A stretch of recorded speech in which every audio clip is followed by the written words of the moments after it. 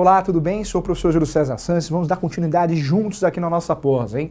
A nossa pós-graduação é diferente, nós vamos tratar de casos práticos, tem material de apoio, faça a leitura, tem modelo de peça. Você ganhou um amigo aqui para a vida, tá? Então, professor Júlio, quero fazer parceria com você. É um prazer fazer parceria com você. O professor atende muitos alunos aqui, cobra uma consulta um valor menor e acabo passando algumas teses, passo a peça, ou a parceria que a gente faz também, meio a meio, ou também dicas. Né? O que importa é que estaremos juntos daqui para frente. O que você precisar, eu estou à disposição sim para ajudar, tá bom? Vamos juntos? Nós falamos no primeiro momento da responsabilidade civil do síndico. Falamos muita coisa, né? Até as teses. Professor, como que eu faço para conseguir condenar um condomínio, um síndico, para que ele pague indenização? Basta você provar o nexo de causalidade e o dano efetivo, ok? Como que eu faço para que o síndico não seja condenado numa ação civil, uma ação de responsabilidade civil, a famosa perdas e danos? Basta você advogado, você síndico, focar numa defesa onde consiga provar que não ocorreu um nexo de causalidade e nem o dano efetivo. Nós já demos no bloco anterior exemplos disso, né? O shampoo não tem nada a ver com o síndico, com o condomínio, tem a ver com o morador, tá? Legal. Tratamos então da responsabilidade civil, que é dinheiro. Responsabilidade civil é dinheiro. Perdas e danos é dinheiro, né? Seja dano moral ou dano material. Dano material que é dividido em lucros cessantes e danos emergentes. Aquilo que eu gastei e aquilo que eu deixei de ganhar. Correto? Vamos juntos agora caminhar. Eu quero falar sobre a responsabilidade trabalhista. Você sabe que responsabilidade trabalhista também é algo problemático em relação ao condomínio, em relação ao síndico. Cuidado, síndico! O ideal é que você tenha uma equipe, o zelador, o porteiro, o segurança, o faxineiro, devidamente com vínculo empregatício, a CLT. Quando você, por algum motivo, você acha que vai conseguir uma economia, você pode contratar uma empresa terceirizada, que terceiriza esse serviço. Nós tivemos uma mudança recente de terceirização. No passado, a terceirização era só de serviços de meio, não de fim. Hoje pode terceirizar tudo. Então, hoje pode um prédio terceirizar tudo, praticamente tudo, né? Portaria, segurança, faxina, limpeza, manutenção. Então, cuidado. Você, em conjunto com a sua equipe, com os condôminos, sua equipe que eu falo, o conselho, o ideal é que o síndico esteja muito ligado na responsabilidade trabalhista, porque você sabe que trabalhista é complicado, né? Ações, reclamações trabalhistas podem impactar, sim, numa mudança de saúde financeira no condomínio, tá? Para entender o que é responsabilidade trabalhista, quando você tem um funcionário com os vínculos trabalhistas, se esse funcionário não for CNPJ, né? Porque hoje em dia tem muito isso, o funcionário que dá nota. É prestador de serviço, mas prestador de serviço normalmente MEI. É o prestador de serviço autônomo. Isso é comum, a partir da reforma trabalhista ficou mais comum ainda. Com a CLT, o funcionário do prédio, do condomínio, não tem como fugir, né? Normalmente não é assim que eu contrato um funcionário. Ou eu contrato com vínculo empregatício, ou eu contrato sem vínculo empregatício. No direito do trabalho, nós temos o direito do trabalho, que estuda o contrato de trabalho, e também os adicionais. Adicional de hora extra, quando você passa do horário de trabalho, ou tem banco de horas, ou tem horas extras. Adicional noturno, quando trabalha à noite, normalmente o porteiro, que trabalha à noite, né, na madrugada, ele tem um adicional noturno. Insalubridade, periculosidade, não é muito comum na relação dos porteiros, né, mas existe também esses adicionais. Ou seja, o direito do trabalho ele estuda o contrato de trabalho e também a relação trabalhista atualmente, com a emenda constitucional 45, e estuda também a relação dos adicionais. Isso é o direito do trabalho, né? Ele traz conceitos. O processo do trabalho já cuida da justiça do trabalho, que é uma justiça especializada. Nós temos em primeiro grau a justiça do trabalho, em segundo grau o TRT, em terceiro grau o Superior Tribunal do Trabalho. Então nós temos aí, inclusive, as instâncias especializadas na justiça do trabalho, né? Nesse ramo específico. O funcionário do condomínio, do prédio, quando não está contente, né, com o seu vínculo empregatício, acha que tem alguma alteração de adicional, tem direito a algum adicional, existe alguma fraude, ele pode implementar na justiça a reclamação trabalhista. essa reclamação trabalhista, ele pode inclusive buscar o vínculo. E aí que eu trago algumas questões importantes. O nosso cliente, você que é advogado, nossa pós é de negócios imobiliários, e as relações trabalhistas, em muitas situações, interessam sim aos negócios imobiliários, porque podem impactar muito aqui nas transações imobiliárias. Na relação do condomínio e síndico, o síndico tem que saber que se ele pegar alguém e falar assim, olha, vamos fazer assim, eu sou um síndico, eu quero economizar aqui pro condomínio, você vem 3 vezes por semana aqui, tá? Segunda, quarta e sexta, eu não vou registrar você sem vínculo empregatício e tá tudo certo, tá? Eu ainda vou falar pro pessoal aqui que é uma ótima ideia porque eu vou economizar. Cuidado, né? Cuidado porque esse sujeito pode plintar na justiça uma reclamação trabalhista e pedir sim o vínculo empregatício. É aonde muito condomínio, por ideias mágicas dos síndicos, né? Eu falo que é ideia mágica, né? As ideias que acham que é uma ideia maravilhosa, mas é uma furada, né? Acabam impactando, sim, numa reclamação trabalhista, dando o direito do vínculo empregatício e gerando vários direitos. Você sabe que o vínculo empregatício gera direitos, né? Como indenização, o FGTS, os depósitos do FGTS, e entre outros direitos, né? Então, recolhimento do INSS. Então, por isso, muito síndico tem dor de cabeça nesse sentido. Porque inventa, né? Em vez de fazer o correto, contratar o funcionário com vínculo empregatício ou o funcionário prestador de serviço que emite nota, ou ainda terceirizar o serviço, ele acha que é um bom negócio, ele acaba inventando moda, pegando essas pessoas, né, jardineiros. Você é jardineiro, vem 3 vezes por semana, tá tudo certo, não tenho vínculo com você. E acaba arrumando uma bomba pro condomínio, tá? Então, é um assunto pertinente, é um assunto que temos que entrar também, porque a nossa pós não é só de direito imobiliário, é de transações e negócios imobiliários. Eu falo para você que aí que está a diferença da nossa pós, ela é aberta, né? Não é fechada, não é focada só naquilo, é uma pós diferente por causa disso. Nós vamos enxergar de forma macro. Então a responsabilidade trabalhista existe também. O síndico, o condomínio, além da responsabilidade civil, que tem, nós já conversamos, o que é dinheiro, perdas e danos, ele tem a responsabilidade trabalhista, né? Trabalhista também é uma responsabilidade levantada em questão aqui, no sentido onde certamente você vai poder fazer uma defesa, se você é advogado do condomínio, vai aparecer, porque muitos síndicos mal orientados, eles acabam contratando, né, essas pessoas com um contrato não devidamente regular, ou não ficou bem conversado, e aí gera uma ação realmente trabalhista, a responsabilidade em virtude do vínculo trabalhista. Então, o síndico, quem lida com o mercado imobiliário, precisa saber que isso existe. E isso vai impactar numa ação trabalhista, a ação trabalhista chama reclamação trabalhista. Se tiver condenação, né, o reclamante é o autor, reclamado o réu, vai existir o cumprimento de sentença, a fase de execução trabalhista.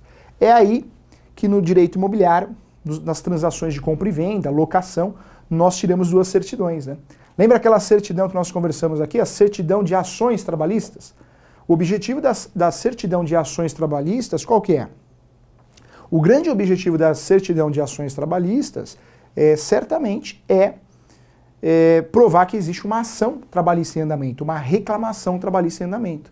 Já a certidão de execução trabalhista tem o objetivo de provar que já ocorreu uma condenação trabalhista. Lembra que nós conversamos que na compra e venda de imóveis, terrenos, casas, apartamentos, o ideal é o corretor de imóveis, a imobiliária, o advogado que foi contratado para intermediar essa transação imobiliária, fazer a checagem, né, a auditoria. O ideal não é solicitar a certidão trabalhista de ações e a certidão trabalhista de execuções. São 2 certidões. Muitos profissionais esquecem que são 2 certidões e acabam solicitando uma. Só de ações trabalhistas ou só de execuções trabalhistas. Isso é muito ruim, muito errado. Porque vai, sim, impactar num erro, né? Então, as certidões trabalhistas, cuidado, hein? Sempre que você pensar, opa, eu preciso fazer uma verificação na Justiça do Trabalho, eu advogado, eu corretor, eu síndico, eu dono de imobiliária, eu investidor, cuidado. A grande pegadinha, já valeu o encontro aqui. A grande pegadinha está onde? São 2 certidões, não é uma só. Engraçado que quando você solicita uma certidão de distribuição civil ou criminal, na esfera estadual ou na esfera federal, normalmente você já acha as ações distribuídas antes da sentença e após a sentença. As certidões de distribuições cíveis e criminais da esfera estadual, da Justiça Comum, e da esfera federal, da Justiça Comum, É uma certidão que você consegue achar tudo, qualquer processo, em fase de conhecimento ou em fase de execução. Uma certidão que resolve. Agora, na trabalhista sempre tem pegadinha, né? É um ramo diferente, né? É um ramo que tem outros conceitos, outras regras, então começa aí. Né? Quando você pensa em certidão, atenção aqui, corretor, atenção aqui, advogado, vamos lá, não vamos errar, investidor. Toda vez que você pense na trabalhista, cuidado, são duas certidões. Se você solicita só uma, em vez de duas, você vai ter dor de cabeça. A apuração, o dossiê, né, não foi bem feito. A consultoria não foi bem prestada. Pode o corretor de imóveis, pode a imobiliária, pode o advogado sofrer uma responsabilidade civil se acontecer a perda do bem, né? Perdeu o bem. Você deu aval, você é advogado, foi contratado, você corretor imobiliário foi contratado para intermediar, para dar proteção entre as partes, comprador e vendedor. Vamos dizer que esse negócio vá a leilão, gere a nulidade da transação, da compra e venda, vai sobrar para você. Hoje em dia, o leigo não é mais bobo, né, gente? Eu costumo dizer que o leigo ele tem muitas informações. O YouTube trouxe várias informações. A internet, o Google, o jornal. Hoje em dia a gente fala leigo, mas o leigo não é mais leigo igual do passado. Então ele sabe se você, corretor de imóveis, se você, advogado, errou, ele achou um culpado. E se ele achou um culpado, ele vai pressionar você para assumir o prejuízo. E se você não assumir o prejuízo, sabe o que ele vai fazer? Ele vai na OB, vai no Tribunal de Ética, vai no CRECE, faz uma representação contra você. E quando consegue êxito na reclamação, seja na OB, seja no CRECE, ou seja, procedente a reclamação, foi um erro de meio, foi um erro do profissional mesmo, de fato, ele vai ingressar com uma ação de responsabilidade civil. Quantos corretores de imóveis já foram condenados a 15, 20? Tivemos uma decisão hoje no escritório. Uma decisão hoje. O corretor de imóveis, a imobiliária, foi condenada a pagar 88 mil reais. Eu vou fazer assim, eu vou deixar essa decisão à disposição para você ver que o professor está falando a verdade. Está à disposição no material seu aqui. 88 mil reais, vou apagar lá o nome das partes. 88 mil reais. Já pensou você, dono de uma imobiliária, você é advogado de uma imobiliária, para que você preste serviço, para que você trabalhe, ter que pagar 88 mil reais. Né? Então cuidado, gente. Nós temos aí que ter muito cuidado. Hoje a nossa profissão como advogado, corretor, investidor, mais que ganhar bons honorários, ganhar dinheiro, nós precisamos nos proteger, né? Porque um erro é fatal. E a trabalhista é sim uma situação de risco. É uma situação problemática. Porque na trabalhista, bobeou, você perdeu dinheiro. A trabalhista é diferente o sistema, é diferente o entendimento das certidões. Eu estou falando aqui para você, enquanto você solicita uma certidão na distribuição civil e você já sabe se tem processo antes da sentença e após a sentença, e o mesmo acontece no criminal, tanto na esfera estadual como na esfera criminal, né, na esfera estadual e na esfera federal, né, você consegue com uma certidão já verificar se tem processo, seja execução ou seja de conhecimento, né, tanto na criminal como na civil, na esfera, volto a repetir aqui, na esfera estadual e federal, na trabalhista não, são duas certidões. Se você solicita uma e esquece da outra, pronto, tem um buraco. Se você solicita as certidões de ações e esquece de execução trabalhista, tem um buraco. E vice-versa, né? Então cuidado, tá? Solicite sempre, se for trabalhista, e tem que solicitar, nas transações imobiliárias, na compra e venda de fundo de comércio. Você vai comprar um restaurante, o seu cliente, orienta ele. Solicitar certidões trabalhistas. Você sabe que o empresário, quando compra, quando incorpora, né, o comércio, ele assume a responsabilidade trabalhista. Aquele funcionário que o seu empregador, o seu chefe, era outra pessoa, se o chefe fez algo errado no contrato de trabalho, vai sobrar para o novo proprietário do restaurante, do mercado, do lava-rápido, do açougue. Né? Então, a responsabilidade trabalhista ela é perigosa nesse sentido. Ela é perigosa porque vai sobrar para você, né? Vai sobrar para você, para o seu cliente. Então, cuidado, sempre solicite nas transações imobiliárias, principalmente no que diz respeito à compra e venda. Compra e venda. A locação, muitas vezes, dá até para a gente abortar a missão, né? Não precisaria solicitar essa certidão, só se você achar que realmente deve solicitar por alguma questão. Principalmente se a locação for para pessoa jurídica, né? Aí acho legal solicitar. Mas a locação não existe essa necessidade. Só se por algum motivo subjetivo você acha que tem que solicitar. Já na compra e venda, você tem que solicitar, né? Seja compra e venda de apartamento, casa, terreno, imóvel rural, imóvel urbano, tem que solicitar a certidão de distribuição trabalhista, que tem outro nome, né? Não é distribuição, é certidão de ações trabalhistas. Certidão de ações trabalhistas. E a segunda certidão, como nós já falamos, é a certidão de execuções trabalhistas. Então, professor, compra e venda, precisa solicitar a certidão trabalhista? Muito. Para evitar fraude à execução, para evitar nulidade, para evitar a desconsideração da personalidade jurídica, para evitar dor de cabeça. Quando você solicita certidões trabalhistas, numa transação de compra e venda de imóveis, você está protegendo o comprador e o vendedor e você mesmo. Você corretor, você advogado. Não pode esquecer de solicitar essa certidão, hein? É muito importante. Lembra você que essa certidão é fundamental. Se você errar, se você solicitar uma certidão só, vamos dizer que você solicitou só de distribuições ou só de execuções trabalhistas, e der errado o negócio em virtude de um processo trabalhista, sobrou para você. Se o cliente quiser processar você, ele pode processar e normalmente, provavelmente, ele vai ganhar a ação de responsabilidade civil, com facilidade, tá? Sem falar se ele quiser fazer uma reclamação de você na OAB ou no CRES, né? É fato, é real. Então, muito cuidado com isso, ok? Vamos bater um papo, vamos marcar isso no caderno, lá no notebook, na cabeça, na mente, porque é realidade, né, gente? É dor de cabeça de fato, tá bom?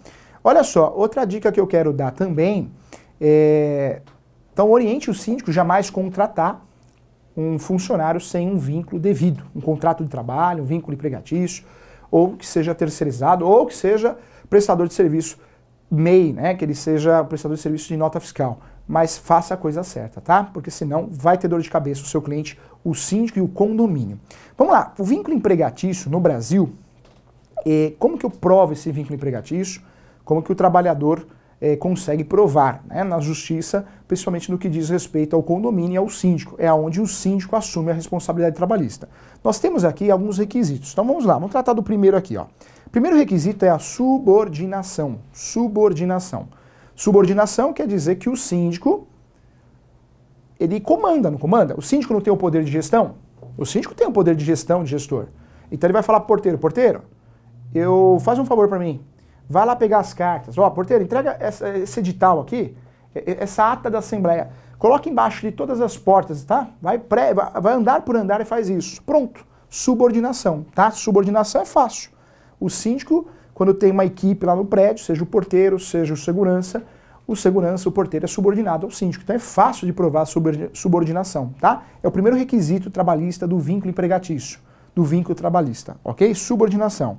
Lembrando que é fácil de provar a subordinação. Segundo requisito, a pessoalidade, né, gente? Isso acontece muito. O porteiro, o jardineiro, não vai todo dia. Mas ele vai 3 vezes por semana, ele vai 2 vezes por semana. Pronto, pessoalidade. Porque tem que ser ele. Tem que ser ele.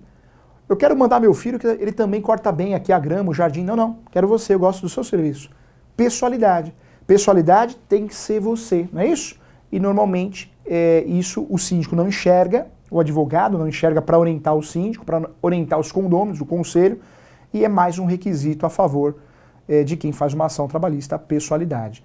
Então o ideal é que esse jardineiro vá numa semana, na outra já não vai, uma hora ele manda o filho, uma hora vai ele, uma hora ele manda o companheiro, o colega, mas toda vez que for ele, com habitualidade, pronto, é requisito trabalhista, tá?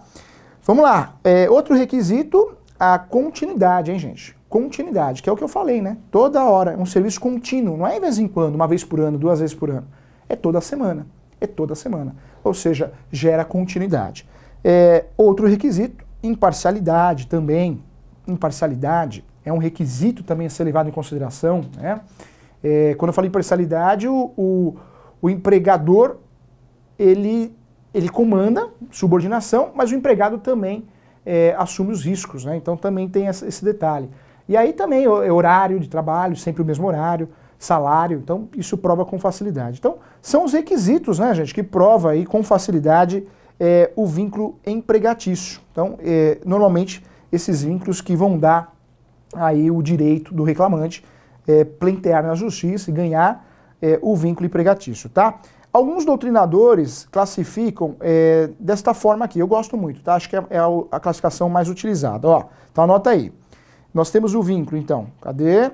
Onerosidade, na verdade sempre vai receber, Esse funcionário sempre vai receber salário, não eventualidade, toda vez por semana, 1, 2, 3, né? Não eventualidade, subordinação, que nós já tínhamos falado sobre isso, né? E também a pessoalidade, tá? Então, a maioria dos doutrinadores no Brasil, em relação ao direito do trabalho, classifica subordinação, onerosidade, não eventualidade e pessoalidade. São os requisitos que vão provar a relação empregatícia. E por mais que quem não goste de direito do trabalho, processo do trabalho, não atue nessa área, eu costumo dizer que o direito imobiliário nos obriga, né? Nos obriga a ter noção de muitas coisas, né? Muitos negócios. Não dá para atuar no direito imobiliário se eu não tenho conhecimento de direito do consumidor. Não dá para atuar no direito imobiliário se eu não tenho conhecimento em direito penal. Eu preciso saber o que é um crime de esbulho processório. É invasão. Inclusive é o único crime que existe, né? Nós vamos estudar aqui. Ou seja, de fato, eu preciso no direito imobiliário, se eu quero atuar com qualidade, a alta performance da advocacia, eu preciso ter conhecimento em outros ramos e principalmente, né, em outros temas, né, outras profissões. Por isso o direito imobiliário acho que é apaixonante, né, gente? O direito imobiliário, as transações, os negócios imobiliários, porque não adianta você ser tapado, só aquilo, eu sei tudo da lei do inquilinato. Não, você tem que saber tudo da lei do inquilinato, mas você tem que ter noções de responsabilidade civil, de perícia, porque o juiz marca uma perícia para provar que se a responsabilidade é do inquilino, né, do locatário ou do locador ou proprietário. Por quê? Se o perito apontar uma coisa ou outra, o que vai acontecer no processo? Então nós temos que ter um conhecimento macro, e aí que surge a responsabilidade civil, tá? Outro detalhe que eu queria tratar com você, que também é algo que você tem que orientar o seu cliente, no que diz respeito à responsabilidade trabalhista do síndico e do condomínio, é o assédio moral, né, gente? Muito síndico, não muitos, vamos generalizar, claro, mas muitos, né, acredito que é dono do prédio. Então humilha o funcionário. Eu tive um processo aqui no escritório porque o síndico humilhava na frente de todo mundo, o porteiro. Você é porteiro, tá? Então fica quieto aí. Desse jeito. Tá louco, né? É complicado, é um desvio de caráter, né? Humilhava realmente os funcionários na frente de todo mundo. O que aconteceu? No primeiro mandato, engraçado que ele conseguiu a reeleição, não teve processo. Mas no segundo, acho que de 12 funcionários, pelo menos 8 processaram ele, assédio moral, pedindo indenização. E desses 8, acho que 6 ganharam ação. Ou seja, muito síndico acha que é dono do prédio e abusa aí do jeito de falar, né? Então, você que é advogado, você que é corretor, né? Você que é do ramo do direito imobiliário, do direito condominial, bate um papo com o síndico. Bate um papo com o síndico e fala, cuidado. Cuidado como você fala, né? Você tem que tratar as pessoas como você gostaria de ser tratado. E não é uma questão só de respeito, de ética, é uma questão de responsabilidade trabalhista. Porque uma ofensa por e-mail na frente de outras pessoas vai parar no judiciário. E o que o judiciário vai fazer? Vai condenar. E o assédio moral, em relação ao condomínio, em relação ao síndico, quando o síndico é condenado, vai sobrar para o condomínio, né? Vai ter que pagar a indenização. Nós temos indenizações de 5 mil reais, 10 mil reais. E, infelizmente, muitos porteiros, seguranças, zeladores são maltratados, são ofendidos aí pelo síndico. Então, é uma responsabilidade que merece, sim, uma atenção especial, tá? O assédio moral gera direito a dano moral.